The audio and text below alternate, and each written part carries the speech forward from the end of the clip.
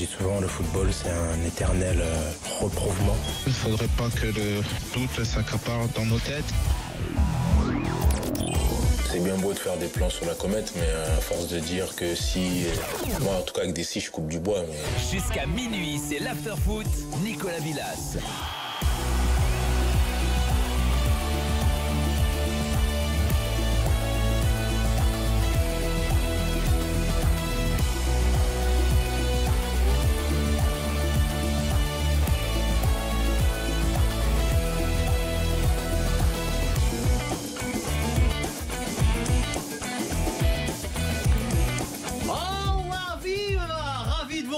C'est la première de l'année, bonne année, meilleurs vœux que de bonnes choses, surtout la santé parce que c'est le plus important. Vous nous avez manqué là pendant les quelques jours où vous n'étiez pas là, du concert posé, tous, enfin presque, tous. Daniel Riolo est avec nous, bonne année mon Daniel. Salut les amis, bonne année à tous. Voilà, meilleurs vœux, tout plein de bonnes choses. Voilà, exactement.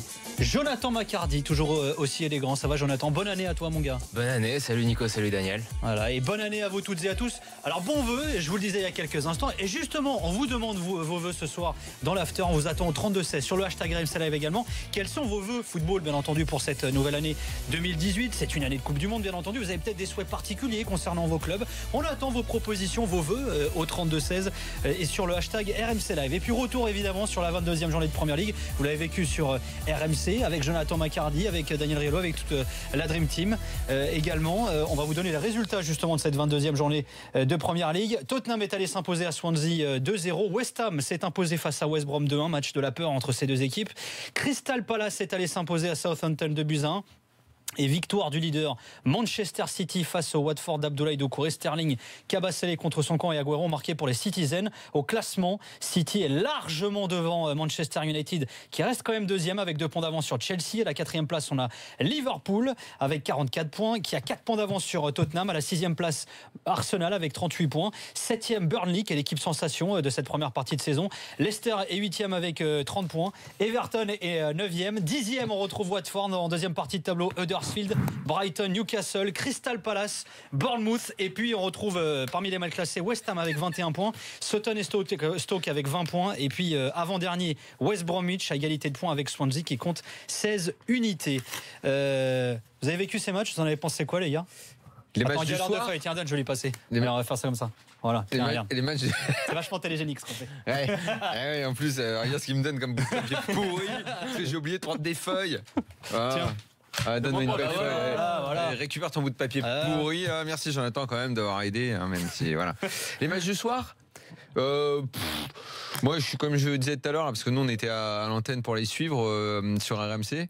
Le match de City principalement, mais alors au début, parce qu'après rapidement, bon, c'est devenu un match dont l'issue ne faisait plus de doute. Et même City, qui quand même doit être un petit peu fatigué là, parce qu'en cette fin de période des fêtes, là, toutes les équipes sont un peu cramées en Angleterre, donc ils ont vraiment joué très tranquille.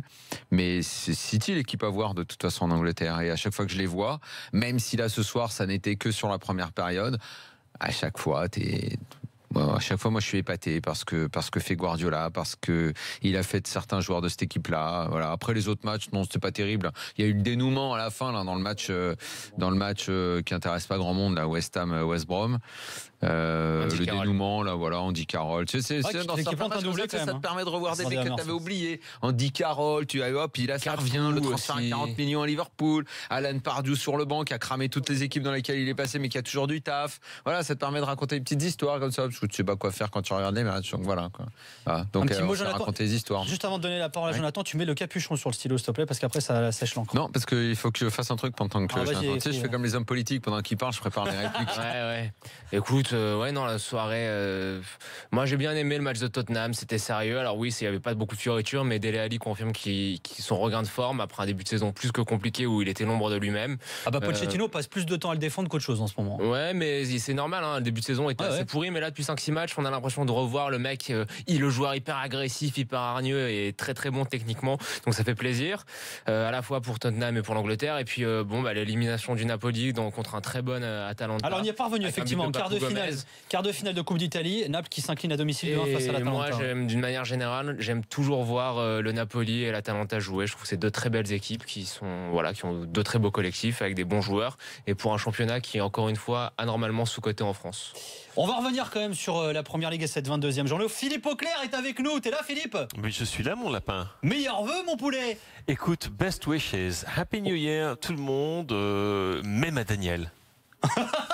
Comment il doit le prendre, ça? Non, mais pas du tout. C'est parce qu'aujourd'hui, je lui ai souhaité les vœux et je lui ai dit je suis désolé, je te souhaite plein de trucs, mais sache-le, Arsenal ne sera pas champion. Non, mais on est d'accord, c'est une des nombreuses choses sur lesquelles on soit d'accord. Vœux, des fois, t'oublies les trucs. En période de vœux, tu te mets à penser, à souhaiter des trucs de dingue parce que tu crois que ça va arriver. Mais là, non. Et Philippe Auclair, il a eu 24 heures d'absence entre le 31, la première coupe de champagne, et la fin de la soirée.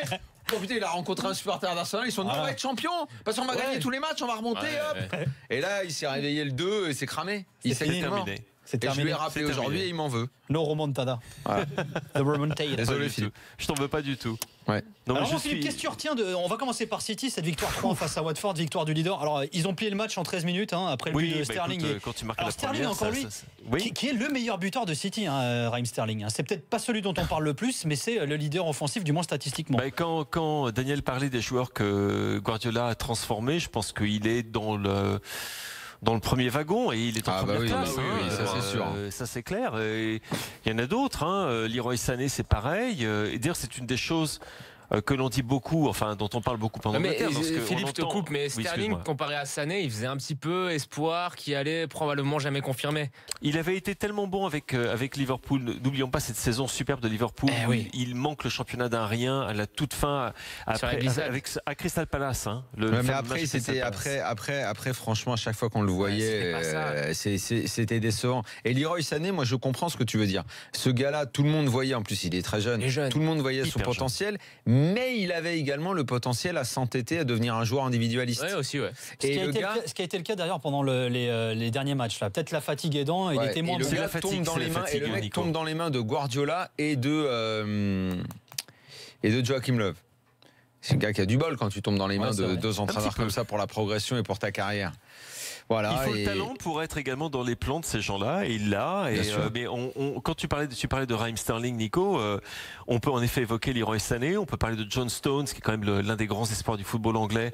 Et Otamendi, que tout le monde mettait à la poubelle. Oui, mais qui avait été, cela dit avant, Daniel, il avait été élu meilleur défenseur central de la Liga avant de venir à Manchester City. Ah, mais ça, bien sûr, on se souvient bien quand on va le chercher à Real Sociedad, c'est un défenseur, on sait qu'il va devenir, enfin tout le monde dit qu'il va devenir grand, mais moi je me souviens d'il y a encore 2 ans, c'était tout le monde disait il a une charrette, c'est fini. Otamendi, c'est qu'Otamendi aujourd'hui, d'ailleurs, avec l'Argentine. Guardiola a fait une conf de presse il y a 2-3 jours, il expliquait que le Superman de cette équipe c'était Nicolas Otamendi. Et c'est de quoi il parle parce que c'est le seul défenseur. Les relances, tu vois les relances qu'il a, le gars. Et puis c'est le seul défenseur qui est tout le temps là parce qu'il y a eu beaucoup de blessés aussi du côté de City. À un moment, Otamendi, alors quand il a commencé à Vélez en Argentine, les gens pensaient que c'était le nouveau Walter Samuel, on l'appelait The Wall aussi.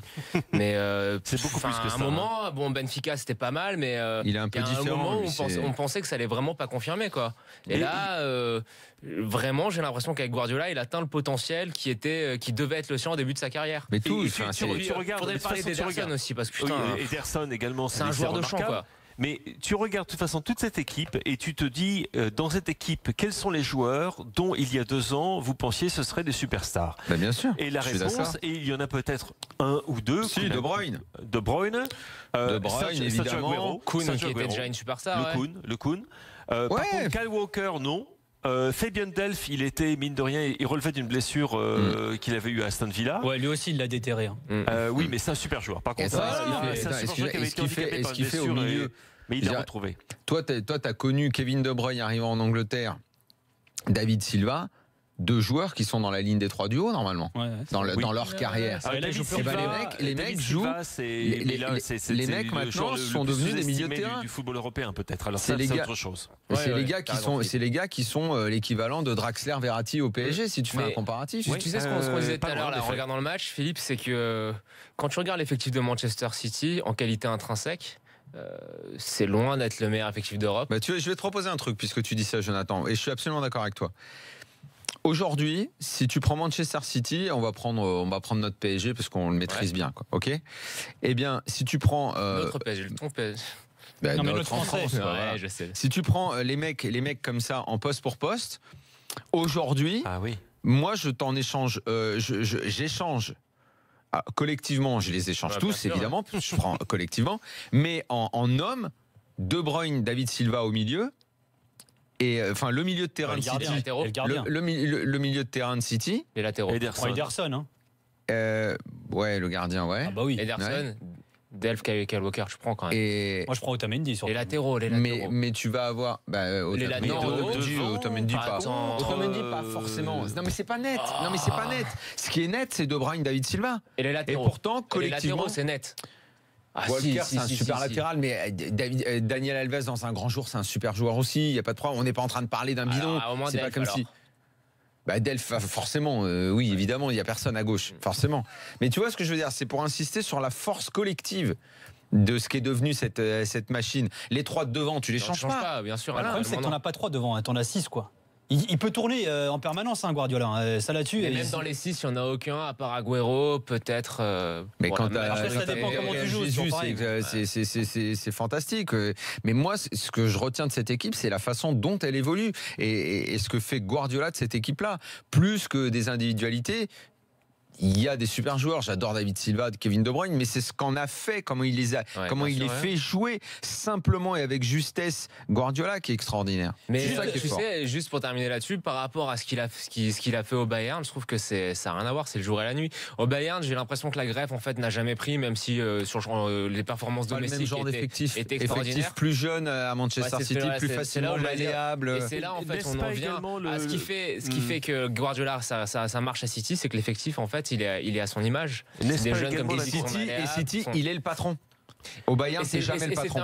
Au Bayern, c'est jamais complètement le patron. C'est un club qui avait moins d'identité et de personnalité que le Bayern, ce qui a permis à Guardiola de faire ce qu'il voulait. Exactement. N'est-ce pas également la conséquence d'avoir un championnat dans lequel, parce que n'oublions pas l'année très compliquée qu'il a eue la saison dernière, mais quand tu arrives au Bayern, on attend de toi que tu gagnes le titre et c'est comme ça, c'est normal.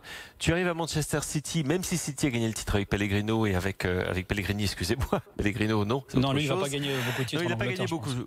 Pellegrini et Roberto Mancini, ne l'oublions pas, c'est pas du tout la même situation. Tu arrives, City n'a pas gagné le titre, ou City, c'est la fameuse saison du titre de Leicester, etc. Il est dans une situation complètement différente. Il doit se redéfinir. Il doit également changer son optique du jeu, un petit peu, la modifier, parce qu'il est face à 5 équipes, au moins, qui peuvent être concurrentes pour le titre.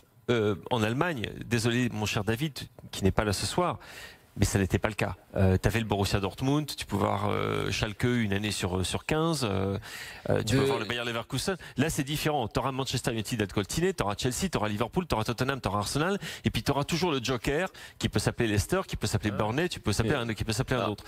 Il a, à mon avis, on en reparlera, je l'espère, à la fin de la saison, mais il a également changé son style. Tactiquement tactiquement, oui, absolument. Il a changé son style, il a adapté. À la première ligue, ouais. Il a compris, d'ailleurs il en a beaucoup parlé lui-même, il a parlé du fait que c'est un championnat dans lequel une des choses les plus importantes, c'est ce qu'on appelle le second ballon. C'est une notion qui dans d'autres championnats comme la Liga ou la Bundesliga ou la Serie A n'a pratiquement aucun sens. C'est cette lutte sur le second ballon. Ça reste quand même du Guardiola, hein. Ouais, mais simplement je vois pas quand vous dites qu'il s'est adapté, je vois pas ce que vous voulez dire précisément. Il s'est adapté, au niveau du défi physique en particulier, je pense. La densité sur les côtés. J'ai pas trop, moi j'ai pas vraiment ce sentiment-là, moi. Moi je suis comme toi. Je pense qu'il a. Il y a une adaptation forcément, mais c'est par rapport aux joueurs, etc. Son adaptation, c'est le temps. C'est le temps que son équipe lui ressemble absolument pour faire ce qu'elle a envie de faire sur le terrain. Tu as raison, je vois parce qu'il se débarrasse de joueurs qui ont passé la trentaine. Deux types d'actions qu'on voit beaucoup trentaine. plus maintenant qu'on voyait quasiment jamais à Barcelone. Ederson qui relance sur ses ailiers directement. Bah, il le faisait, Philippe. ça. Oui, Ouais, non, il a toujours aimé les gardiens qui savent jouer. Qui relance long sur ses ailiers. Ça, je pense pas qu'à Barcelone on le voyait souvent, des relances au moins, des relances longues. Et je trouve que l'équipe, alors oui, c'est la même chose dans l'esprit, tu vois, au niveau de la récupération du ballon, mais les joueurs sont quand même placés différemment. C'est beaucoup plus dense sur les côtés que dans l'axe par rapport à ce qui se faisait à Barcelone.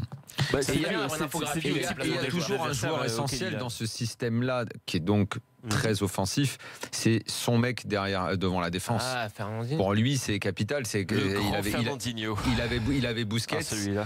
Et aujourd'hui, et c'est là aussi, si on continue le parallèle avec d'autres prétendants, d'abord le milieu de terrain, c'est une zone essentielle, on le sait, et je pense que dans ce secteur-là, le PSG est en retard. Mais dans le joueur devant la défense, quand tu vois que le Real a un mec comme Casemiro, alors tiens, je voulais en parler moi de Fernandinho. Tu vas Barça, parler. qui est toujours, on l'a encore vu dans le Classico du 23 décembre. Match extraordinaire. Tu veux parler de Fernandinho, Daniel? Et Fernandinho là. Alors justement, Philippe, c'est des joueurs. C'est Nico que Fernandinho, c'est un joueur dont j'arrête pas de chanter les louanges. mais il est en fin de contrat. Alors, il y a beaucoup. C'est un homme de Alors, l'ombre. il y a beaucoup de Homme de rumeurs l'ombre. ces dernières semaines en Angleterre, comme quoi il aurait signé déjà une prolongation. Il n'y a rien d'officiel pour le moment. C'est vrai que c'est certainement le joueur le plus important pour la raison que tu as évoqué, Daniel, tout à l'heure. C'est que les milieux qui avec lui sont très offensifs. Il faut qu'ils ratissent un max. Ils n'ont pas intérêt à se grouiller là pour l'officialiser. La prolongation, on est bien d'accord, mais je pense que ça ne fait absolument aucun doute. Il va rester. Oui, il va rester. Ouais. L'autre chose, il est complètement adapté. C'est un de ces joueurs en plus de ça. Bon, quand tu lui parles, tu te rends compte qu'il parle parfaitement anglais, qu'il est complètement à l'aise dans sa culture d'adoption. Ouais, c'est un joueur fidèle. Il a fait peu de clubs dans sa carrière. Il a fait très peu de clubs dans sa carrière. Il est à sa place. Il est là où il faut. Il est son entraîneur. L'adore, le vénère. Chaque fois qu'on lui pose une question sur Fernandinho, tu as les yeux qui s'écarquillent. C'est un joueur essentiel pour son système. C'est un joueur magnifique, mais moi je me souviendrai toujours, moi Daniel, la première fois que j'ai découvert véritablement Fernandinho, je l'avais vu à la télévision, mais quand je l'ai vu jouer contre Chelsea en Ligue des Champions pour le Shakhtar, la vache, mais qu'est-ce que c'est que ce truc? Mais lui aussi, c'est vraiment bonifié avec Guardiola. Oui, mais d'un autre côté, il a toujours été aussi bon que ça. Quand il était avec Luchescu, qui était quand même pas le plus mauvais des entraîneurs, admettons-le, il était déjà exceptionnel. Mais il y a une chose, moi, que je trouve phénoménale chez Fernandinho et que j'avais vu dans le derby de Manchester, c'est le fait que Fernandinho est l'homme vers lequel Guardiola se tourne lorsqu'il y a des changements tactiques à faire en cours de match. Tu sais, quand tu vas faire une permutation, quand tu vas demander à ton milieu de terrain de te placer un peu plus haut, etc. Vers qui se tourne? Vers Fernandinho. Dans ce match contre Manchester United, où grosso modo City a mangé United, soyons clairs, n'était précis, et ben c'est Fernandinho qui était l'homme qui a joué dans 3 positions différentes en 90 minutes, était à l'aise dans les 3 positions, a mis une fraction de seconde à se positionner et à trouver les bons réflexes et les bonnes attitudes et les bonnes passes à faire. Mais des joueurs comme ça, t'en as combien? Et c'est des joueurs dont on ne parle pas assez. C'est du genre, c'est comme Mascherano à sa grande le joueur époque. de l'ombre, comme Casemiro dans l'équipe vainqueur de la Ligue des Champions, est un joueur essentiel aussi. Messieurs, son travail. Passons du joueur de l'ombre au joueur avec un S de Londres. On va parler de Tottenham qui s'est imposé ce soir. Victoire 2-0 à Swansea. Les buteurs Llorente qui est de retour du côté de Tottenham. Était sur le banc, un petit peu de repos, ça fait pas mal puisqu'il joue dans 48 heures et on y sera d'ailleurs contre West Ham. Voilà, alors c'est un résultat qui est important puisque Tottenham monte à la 5e place du classement. Il passe devant Arsenal qui aura le derby. Ce sera demain d'ailleurs sur SFR Sport. Le derby, le match face à Chelsea. Arsenal-Chelsea que vous pourrez suivre bien entendu également chez nous. 20h45 le coup d'envoi, le match de demain soir. Et Tottenham qui aura de toute façon un match en moins par rapport à Arsenal. Ils se relancent, ils sont pas mal. Ils ont eu cette défaite face à City. Bon finalement c'est difficile face à City. Mais c'est vrai que finalement ils sont bien repartis là les Spurs. Non écoute c'est bien reparti. Et j'entendais Jonathan en parler qui parlait du regain de forme de Dele Alli et je suis totalement d'accord avec toi Jonathan, c'est un joueur hyper important dans le dispositif de Pochettino et il était franchement je dirais en dessous de tout depuis le début de la saison. Oui. Franchement, il avait la tête ailleurs, il avait les jambes ailleurs également et là depuis quelques matchs on le retrouve. On l'avait vu un petit peu contre le Real Madrid, il marque mais il fait pas des bons matchs, mais par contre en championnat depuis 4-5 journées on revoit le vrai Dele Alli et le résultat, tu vois les performances de Tottenham. Ils étaient en danger de se perdre un petit peu, de prendre du retard par rapport à Arsenal, mais même par rapport à Burnley. Et tout d'un coup, les voilà qui se relancent dans ce championnat pour une place dans le top 4. Ils sont à 40 points ce soir. Contre West Ham, même si West Ham a gagné avec ce doublé d'Andy Carroll, qui quand même ne nous rajeunit pas, ça devrait le faire contre West Ham à Wembley, et tu les retrouves à 43 points, donc 1 point derrière Liverpool, 2 points derrière Chelsea. Ils ont 3 matchs de suite à domicile, là, en comptant le match de Cup face à Wimbledon. Absolument. Et tu vois un petit peu, tu vois aussi les problèmes de forme que peut avoir Manchester United. Tout d'un coup, le combat pour le top 4 le top 4. On va appeler ça comment? On va falloir trouver une nouvelle expression, parce qu'on a le champion, ok, on sait de qui il s'agit, et on a ensuite 3 équipes. Donc le almost top 3. mais pas totalement, parce qu'ils sont pas vraiment dans le top 3 puisqu'il n'y a pas de premier. Mais il y a de la bagarre, et Tottenham, oui, c'est bien repris. Victoire pas tellement étonnante, hein. On sait l'état dans lequel se trouve Swansea aujourd'hui, avec un entraîneur qui est arrivé un petit peu à la 25e heure, avec de gros problèmes pour marquer des buts. Avec Jordan Ayew en pointe.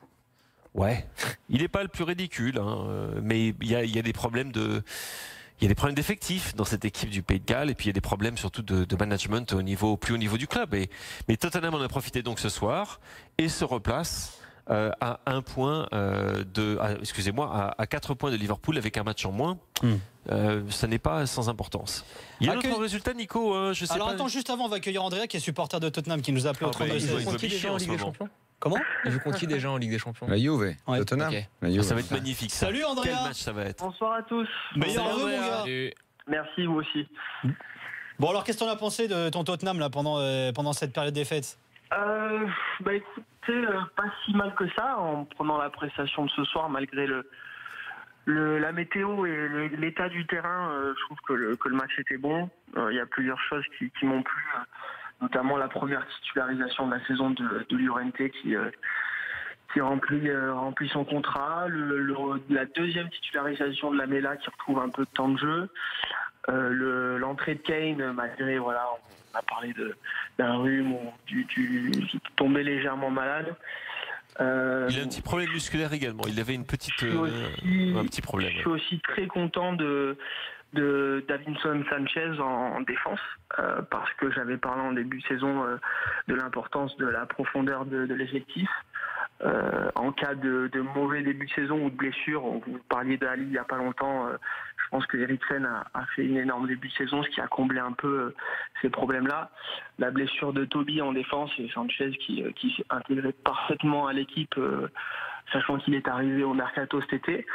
Donc assez content du match d'aujourd'hui à l'équilibre, comme vous l'avez dit. Tu oublies une chose. Bon retour. Tu oublies une chose. C'est le retour d'un joueur absolument essentiel qui était un titulaire indiscutable dans l'équipe de l'année dernière. C'est Wanyama. Ouais, qui remplace Sanchez à la 60e, ouais. En effet.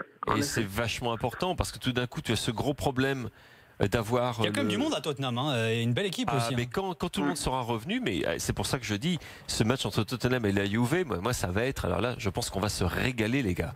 Et il y en a pas mal où on va se régaler en Ligue des Champions, mais celui-là en particulier. Et Wanyama est un joueur, quand on parle avec Hugo Lloris par exemple, il te dit tout de suite, c'est un titulaire absolu, il n'y a rien à dire, c'est une de nos pièces maîtresses. Il est de retour, ça va simplifier pas mal la situation, surtout avec la blessure de Alderweireld, de Toby. Quand tu as quelqu'un comme Wanyama devant, c'est quand même mieux qu'avoir, je sais pas, Winks et Dembélé ou Sissoko et d'ailleurs. Ça change tout. Ça change tout. Et du coup, tu peux t'attendre à une grosse. Que devient Serge Aurier, Tottenham? Et il joue de temps à autre. Il n'est pas mauvais, à sa décharge. Non, il joue, et Pochettino, fidèle à. C'est Trippier qui joue le plus quand même. Oui, bien sûr. Oui, il tourne pas mal quand même. Comme c'est l'ancien meilleur arrière droit du monde, je voulais savoir un peu où il était quand même. Écoute, il a eu des moments. Il n'a pas changé en 2018. Non, mais c'est quand même l'ancien meilleur arrière droit du monde. Je veux dire, ouais, c'est parce que je dis, t'as pas changé en 2018. Un mec qui mettait une amende à Dani Alves. Il prenait des amendes, mais ça c'est une autre histoire. Je sais pas, dans la bouche de la majorité des observateurs de ce pays, il mettait à l'amende tout le monde. C'est un vrai bon joueur, Aurier. Ah oui, d'accord. Bah non, mais c'est vrai. Non, c'est pas vrai. Mais bon, bah ok. C'est difficile, sachant qu'ils ont Kieran Trippier à droite qui se projette pas mal et qui a fait pas C'est mal pas difficile quand t'es l'ancien meilleur arrière droit du monde. Tu t'imposes. C'est un bon athlète. Après 18 minutes d'after, C'est un bon athlète. Tu passes facile. C'est un joueur moyen. Tu un bon t'imposes bon partout latéral. quand t'es aussi fort que lui. Tu t'imposes partout, non? Tu t'imposes devant Trippier que personne mais connaît. surtout en Angleterre. Bon, en Angleterre, il est connu, Trippier. Ouais. Moi, totalement. je l'avais dans mon équipe fut il y a 2 ans au tout début. Tu vois Trippier. Mais bon. Kieran Trippier, C'est pour ça que je on l'avais l'avait connu, donné avec mon copain Romain Molina, on l'avait donné comme étant une des futures stars de la première ligue il y a 4 ans de ça. Voilà. Oui, absolument. Merci Andrea de nous avoir appelé. Merci à vous. Salut, Bonne Andrea. soirée et meilleurs vœux encore une fois à toi, Andrea. À bientôt. Salut. Et on regarde juste le potentiel offensif, là on a parlé, le potentiel offensif de l'Angleterre à la Coupe du Monde. Putain, c'est Tiens, il y a- pas alors, tiens, il y a eu un dégueulasse du tweet tout. là-dessus. C'est pas dégueulasse, oui. Il y a Ouais, eu- c'est comme d'hab. Hein. Ouais. Non, chaque mais fois, là, Là, il y a des bons ils jeunes. ont ouais. enchaîné, Il y a des vraies belles dans générations là pour le coup, mais t'en Tu sais, bouges pas. l'équipe je vais le d'Angleterre, retrouver. dans les compètes, c'est souvent une petite allumeuse. Hein. Tu connais un peu, toi, ça Tiens, c'est je conclue toujours, moi. C'est Eliezer qui nous dit sur le hashtag RMC Live, j'ose Non, je à parlais peine de Nico. imaginer le potentiel offensif à l'œuvre des Anglais au mondial. Kane, Sterling, Rashford, Lingard, le tout soutenu par Ali et Barkley. Alors Barkley, Il faut même juste si- que les mecs jouent ensemble, là, parce que là, t'en as Ouais, cité un ouais. paquet qui ont tendance à Ouais. beaucoup se regarder les pieds quand même. Hein. Voilà. Ouais.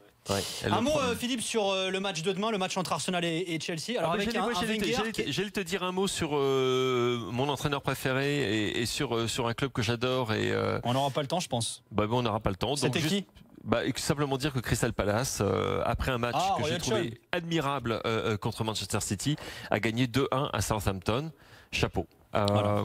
Donc le club qui était condamné après 8 journées est aujourd'hui qui a réalisé le pire début dans l'histoire de la Première Ouais, Ligue. absolument. Après cette journée. Mais demain, oui, donc on a Arsenal-Chelsea, ce qui n'est pas rien, bien évidemment, puisqu'on rappelle les positions. Chelsea 3e avec 45 points, Arsenal 6e avec 38, après ce résultat invraisemblable contre West Brom et la pire décision prise par un arbitre anglais dans cette saison, mais bon, ça c'est une autre paire de manches. Et un match D'ailleurs, ça va énorme. valoir à Wenger Ouais. une sanction, visiblement. La Je te FA s'est donnais- saisie du je te donnais dossier. la poutre. Un c'est peu nerveux, truc- Wenger, en ce moment, non? Ouais, un petit peu. Un oui. peu comme Mourinho, ils sont nerveux tous les deux. Écoute, Ils aiment pas trop entendre les critiques. Oui, mais je pense que Surtout quand elles viennent d'anciens grands joueurs. Oui, mais je pense que celle de Wenger, Scholes. en l'occurrence, c'est pas toujours que je dirais ça. À cette occasion, les réserves de Wenger ou les critiques de Wenger étaient totalement justifiées. Celle de José Mourinho, ça devient, je ne vais même plus en parler Un parce sketch. que ça me, oui, c'est triste. Oui, il est en train de se perdre. C'est triste. Ouais, il fait du parce Mourinho, que- il a toujours fait ça. Ouais, non, là, Oh, non. non, il a Pas toujours Nico, fait ça, les gars. Nico, Jamais fait ça. Il a Pas toujours fait ça. Jamais, Mourinho Nico. a toujours été Non. dans la communication Non. victimisée. Pas Il à a ce toujours point-là. été dans la. Pas à ce Mais point-là. arrête, Daniel, Mais on il le oublie. fait de manière Ça s'est terminé comme ça au Real, ça s'est terminé comme ça à C'est Chelsea. le mythe Ça de s'est la terminé. il a s'appelle le mythe de la toujours fait deuxième ça, saison. Mourinho. Non, Toujours. Non, Je peux te non, ressortir les archives, hein, si tu veux. Mais Il c'est- a toujours Ça fonctionné n'est comme ça. pas comme ça. C'est Toujours. pas du tout comme ça. Il y Là, aura il devient pathétique. Il n'était pas Il s'est pathétique. pris la tête avec toutes les légendes du Real. Mais oui, Il s'est pris la tête avec Ça n'est- toutes les légendes de Chelsea. C'est parce que les résultats suivent pas, Daniel, c'est tout. Bien, Mais à chaque fois que ça gagne niveau pas, c'est de toujours comme ça, parano avec- et de débilité, ça Là, il Non, c'est de la frise. victimisation. Ça gagne Là, pas. il frise le pathétisme. Parce que C'est- Nico, c'est- ça c'est n'empêche. terrible. Bah, ça gagne pas. Non. Nico, tu peux Oui, mais prendre. ça gagne pas parce qu'il n'a plus la main, parce qu'il comprend Ça, plus, parce bah, qu'il est ça, largué, ça, parce c'est qu'il est un- fini. Mais moi, je vous dis pas Il qu'il est a cuit. raison. Le Je mythe vous dis qu'il on disait il toujours a la deuxième toujours saison de fonctionné comme ça. Mourinho. Sa communication ça, n'est pas par cœur. Oui, Mais juste- au bout d'un moment, tu t'enrayes. Ah, mais je te dis pas. Exactement. Mais C'est n'empêche fini. qu'il l'a Et toujours fait. tu peux en effet écrire et interpréter le meilleur 45 tours de l'histoire de la pop. Et tu le joues 50 fois, c'est super. Par contre, quand tu rayes ça sur le premier Mais sillon, les gars, je vous dis pas qu'il a raison. Je vous dis et qu'il que fonctionne tu comme ça. répètes ce premier sillon en permanence, là, ça devient hyper chiant. Et en ce moment, c'est ce qu'on voit. Et d'ailleurs, c'est un truc dont il va falloir qu'on parle. Et ça, je vous donne le rendez-vous, les gars. C'est que moi, je n'en peux plus de la façon dont les entraîneurs critiquent les arbitres. Ça fait partie de mes Bien résolutions. sûr, bien sûr, Ça bien fait partie sûr. de mes résolutions. Tu sais qu'il y a de la des nouvelle présidents année. aussi qui Et j'en font ça peux en plus France, hein. d'entendre les entraîneurs. J'en reviens à Mourinho, mais à Wenger. Les mecs, Paul Scholes n'a pas le droit de parler. Thierry Henry n'a pas le droit de Bah si, parler. mais il a le droit de Peu parler. importe et tout. Non, mais la façon dont il répond, genre Paul Scholes, je lui souhaite de gagner autant que moi. Même Paul Scholes n'est pas entraîneur. De quoi tu parles? Mais tais-toi et laisse-lui le droit de parler à lui comme à n'importe qui. Tant que la critique est argumentée, réponds autrement. Comme si Daniel, la Réponds autrement, qualité c'est d'un marrant. entraîneur Pourquoi se Non, mais je sais pas, définissait. ça te Comme va bien. si les qualités d'un entraîneur se Comment ça me va définissaient bien par son palmarès. Il y a Bah des oui, entraîneurs moi, je suis qui pour sont que des C'est pour ça que je le dis. Bah Il y oui, a que des chacun puisse entraîneurs, avoir bah oui. le droit d'émettre une critique. Ces entraîneurs-là doivent arrêter. Il y a Après, des il a le droit de managers, répondre, hein. il y a des managers Mais qui qui ont des répondent palmarès. autrement. Il va pas répondre en disant Paul Scholes. Il va pas répondre. Non mais Nico, il y a une façon. Au bout d'un moment, si tu es intelligent, Quand tu veux faire de la communication, fais de la communication. C'est de la Mais rhétorique.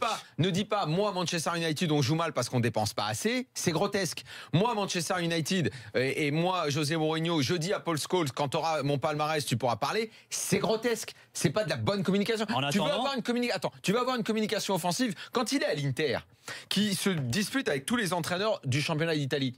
Ça tient la route, oui, parce que les entraîneurs du championnat d'Italie... Non, bah si. Non, mais écoute-moi, je vais t'expliquer. C'est parti du Quand truc. il le fait, tous les entraîneurs du championnat d'Italie, comme c'est un pays qui a donné les plus grands entraîneurs, lui arrive, il y a un débat. Il y a un vrai et lui, débat il avec dit, des vrais arrêtez arguments. de donner C'est la vrai. leçon.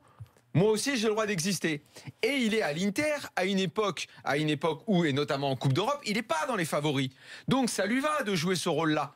Quand il le fait avec Porto, quand il se révèle à Porto, la première conf où on apprend qui est José Mourinho, c'est match avant Old Trafford, donc face à Manchester United, où il y a le but de Costinha à la dernière seconde, là. Et où il explique en conf, et c'est là qu'on découvre le personnage. Il dit non, mais nous on est là, mais de toute façon, son Manchester United est déjà qualifié, mais on vient. Ça va, ça colle. Il est pas dans le favori. Quand il arrive au Real au début, ça commence un petit peu déjà. Il est quand même dans le club le plus puissant du monde. Et qui fait la victime et le chouineur derrière le Barça qui lui met des claques. C'est exactement ce que je te disais. Ça marche pas. Mais c'est exactement ce que je te disais. Daniel, je ne te dis pas. Daniel, je ne te dis pas que c'est intelligent et que ça fonctionne. Je te dis que Mourinho, en période de crise, a toujours l'attitude.